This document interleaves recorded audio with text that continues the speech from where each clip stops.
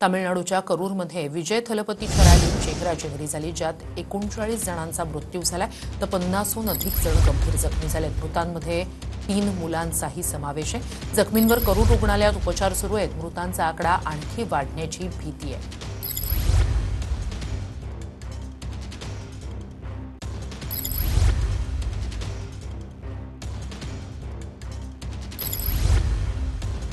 विजय थलपतीच्या रॅलीत करूरमध्ये चेंगराचेंगरी झाली, ज्यात 39 जणांचा मृत्यू झालेला आहे।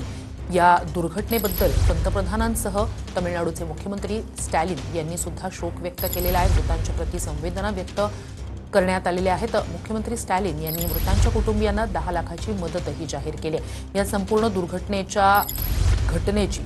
दुर्घटनेची चेंगराचेंगरीची जी काही कारणं आहेत त्याची चौकशी केली जाईल असं सुद्धा मुख्यमंत्री स्टॅलिन यांनी स्पष्ट केलंय। तर या सगळ्या संदर्भात विजय थलपतीनं ट्विट केलंय। काय नेमकं म्हटलंय पाहूया। मी अत्यंत दुःखी आहे, मी शब्दात व्यक्त करू शकत नाही। दुर्घटनेत जीव गमावलेल्या माझ्या बंधू आणि बहिणींच्या कुटुंबियांच्या प्रति संवेदना व्यक्त करतो।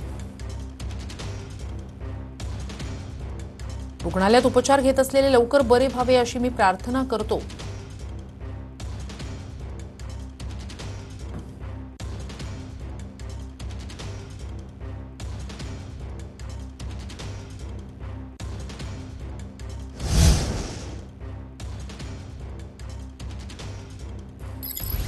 तर तमिळनाडूत नव्यानं राजकारणात उतरलेले विजय थलपती मागच्या वेळेला सुद्धा जेव्हा त्यांनी मोठी रॅली घेतलेली होती तेव्हा सुद्धा मोठा जनसमुदाय त्यांच्या रॅलीत जमलेला होता। यावेळेला सुद्धा मोठी गर्दी त्यांच्या रॅलीत झालेली होती, ज्या दरम्यान चेंगराचेंगरी झाली आणि 39 जणांचा मृत्यू या चेंगराचेंगरीत झालाय।